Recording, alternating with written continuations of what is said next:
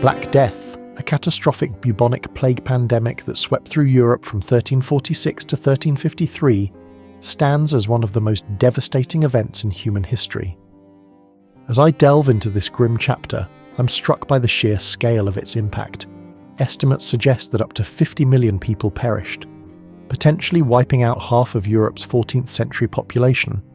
It's difficult to fathom the terror and despair that must have gripped society as this unstoppable force of nature ravaged the continent. The culprit behind this medieval nightmare was the bacterium Yersinia pestis, spread primarily by fleas living on rats.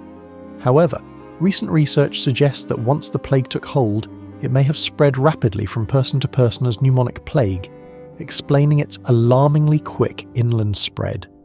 This theory challenges the traditional view of rat fleas being the sole vector and highlights the complexity of the disease's transmission. The origins of the Black Death have long been debated, with various theories pointing to Central Asia, China, or the Middle East. Recent genetic evidence, however, has shed new light on this mystery. A study published in 2022 traced the source to the Tian Shan Mountains in Kyrgyzstan, where a sudden surge of plague-related deaths occurred in the late 1330s. This discovery challenges previous speculations about Mongol conquest being responsible for the initial spread, reminding us that historical narratives often require revision as new evidence emerges. The evidence does not suggest, at least at present, that these mortality crises were caused by plague, although some scholars, including McNeill and Cow, see the 1333 outbreak as a prelude to the outbreaks in Europe from the late 1340s to the early 1350s. Scholars of the Yuan and Ming periods remain skeptical about such an interpretation.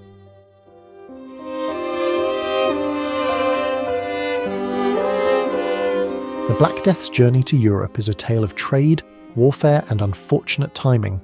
It's believed that the plague first entered the continent through the Genoese trading port of Kaffa in Crimea.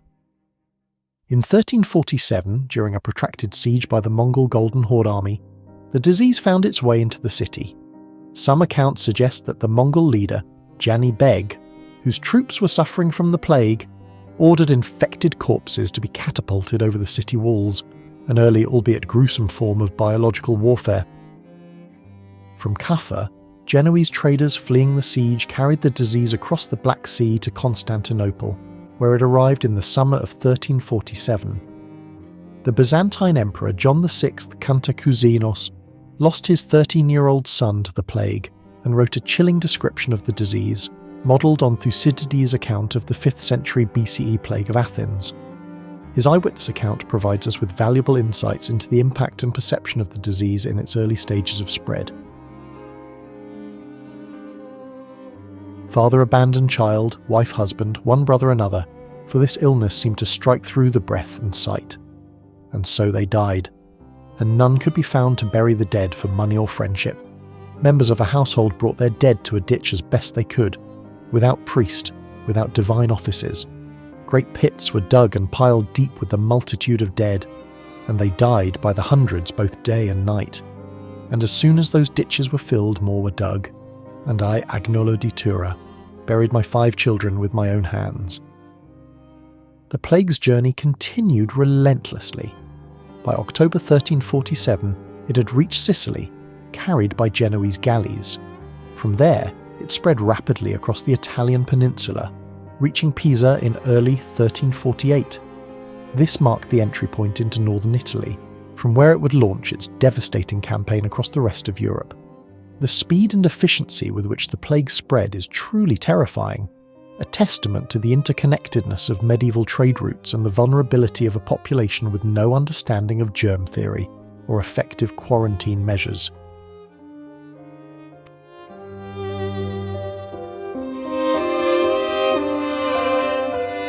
As the Black Death continued its relentless march across Europe, no corner of the continent was left untouched.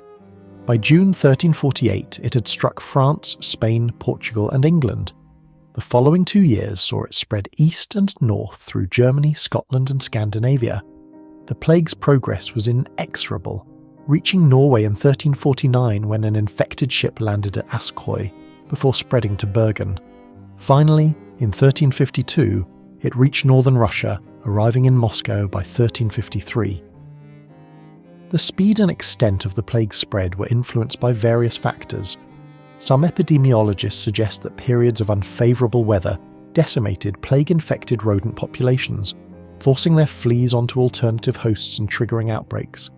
These often peaked during the hot summers in the Mediterranean and the cool autumn months in the southern Baltic region. It's a stark reminder of how closely human health is tied to environmental conditions and animal populations. Looking back into the past, the history of the Church during the Middle Ages in England appears one continuous and stately progress. It is much nearer to the truth to say that in 1351 the whole ecclesiastical system was wholly disorganised, or, indeed, more than half ruined, and that everything had to be built up anew. The impact on individual cities and regions was catastrophic. In Paris, half of the population of 100,000 perished. Florence saw its population reduced from between 110,000 and 120,000 inhabitants in 1338 to a mere 50,000 by 1351. In Hamburg and Bremen, at least 60% of the population died. London suffered similarly devastating losses, with an estimated 62,000 deaths between 1346 and 1353. These figures are truly staggering, and it's difficult to imagine how society continued to function in the face of such losses.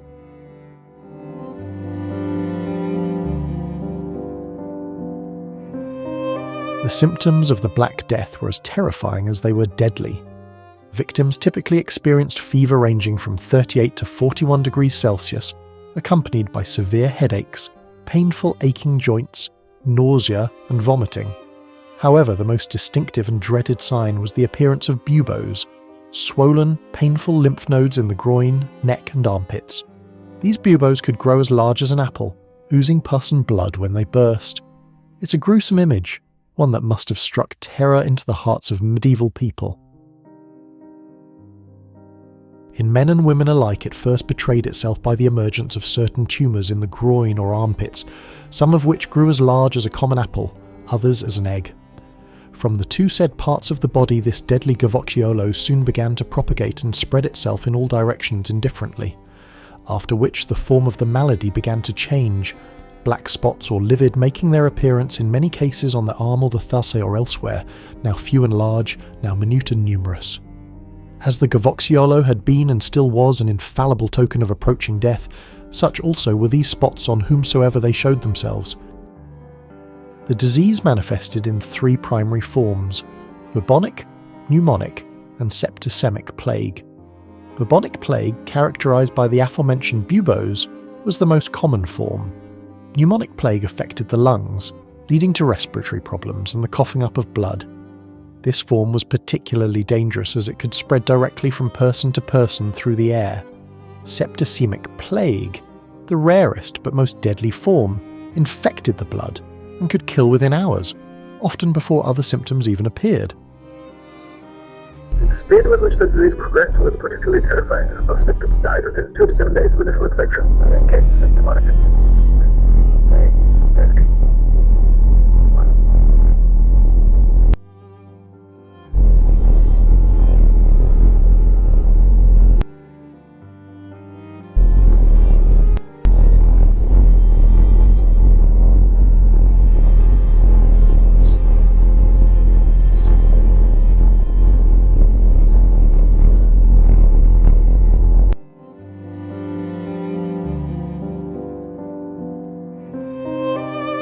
The Black Death's impact extended far beyond the immediate death toll, profound as that was. It triggered seismic shifts in the social, economic, and religious fabric of medieval Europe. One of the most significant changes was in the labour market. The massive population decline led to a severe shortage of workers, which in turn drove up wages. This shift in economic power from landowners to labourers played a crucial role in the gradual erosion of the feudal system. It's fascinating to consider how this catastrophic event inadvertently set the stage for significant social change. The plague also had a profound impact on religious life and thought. The failure of the Church to provide protection or explanation for the catastrophe led many to question their faith. Some turned to extreme forms of piety, such as the flagellants, who would publicly whip themselves in an attempt to appease divine wrath. Others sought scapegoats, leading to persecutions of minorities, particularly Jews, who were often blamed for poisoning wells and spreading the disease. It's a stark reminder of how fear and ignorance can fuel prejudice and violence. In the realm of medicine and public health, the Black Death led to some important developments. The concept of quarantine emerged during this period, with the city-state of Ragusa, modern Dubrovnik, implementing a 30-day isolation period for new arrivals in 1377. This was later extended to 40 days, giving us the term quarantine from the Italian for 40. While these measures were based on flawed understanding of disease transmission, they represent early attempts at public health policy. The new religious spirit found outward expression in the multitude of guilds which sprang into existence at this time, in the remarkable and almost, as it may seem to some, extravagant development of certain pious practices, in the singular spread of a more personal devotion to the Blessed Sacrament, to the Blessed Virgin, to the Five Wounds, to the Holy Name, and other such manifestations of a more tender or more familiar piety.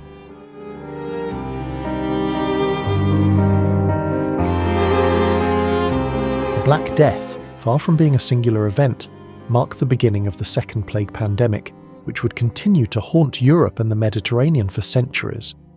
Outbreaks of varying severity occurred regularly until the early 19th century.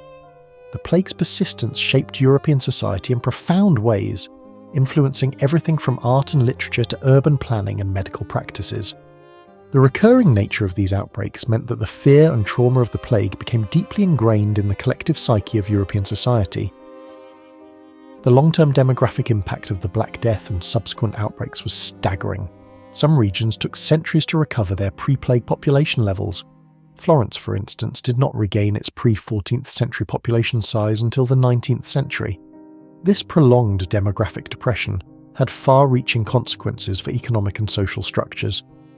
The shortage of labour continued to drive technological innovation and changes in land use, while also contributing to the gradual erosion of feudal structures. In fact, the 15th century witnessed the beginnings of a great middle-class movement, which can be distinctly traced to the effect of the Great Pestilence. As we reflect on the Black Death from our modern perspective, it's crucial to recognise its role in shaping the course of European history. The massive social upheaval it caused contributed to the erosion of the medieval worldview, and arguably paved the way for the Renaissance and the early modern period. While it's always risky to draw direct causal links in history, it's clear that the Black Death was a pivotal event that accelerated existing trends and set new ones in motion. Its legacy serves as a stark reminder of the profound impact that pandemics can have on human societies, a lesson that remains all too relevant in our own time.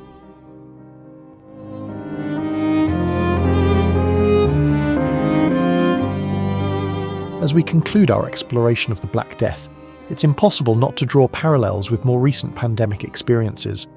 While modern medicine and public health measures have greatly reduced the threat of bubonic plague, the social and psychological impacts of widespread disease outbreaks remain eerily familiar. The fear, the search for scapegoats, the economic disruption, all these echoes of the past resonate with our contemporary experiences. Yet, there are also crucial differences that highlight the progress we've made. Our understanding of germ theory and the mechanisms of disease transmission allow us to implement effective containment measures. The rapid development of vaccines and treatments gives us tools that medieval physicians could only dream of. However, as recent events have shown, we must remain vigilant. The threat of emerging diseases and the potential for existing pathogens to develop drug resistance remind us that the struggle against infectious disease is far from over. The immediate effect on the people was a religious paralysis. Instead of turning men to God, the scourge turned them to despair. In time, the religious sense and feeling revived, but in many respects it took a new tone, and its manifestations ran in new channels, characterised by a devotional and more self-reflective cast than previously. As we face our own global health challenges, the story of the Black Death serves as both a warning and a source of perspective. It reminds us of the resilience of human societies in the face of catastrophe. while also highlighting the importance of scientific understanding, effective public health measures, and global cooperation in combating disease. The Black Death reshaped medieval Europe in profound ways, and our modern pandemics will undoubtedly leave their own mark on our societies. By studying the past, we can better understand our present challenges and perhaps gain insights that will help us navigate an uncertain future. Thank you for joining me on this journey through one of history's darkest chapters. Your engagement with this content, through likes, subscriptions, and comments, is invaluable in supporting the creation of these in-depth historical explorations. I'm always eager to hear your thoughts and suggestions for future topics. What other historical events or periods would you like to see examined in this level of detail? Your feedback helps shape the direction of this channel, so please don't hesitate to share your ideas in the comments section.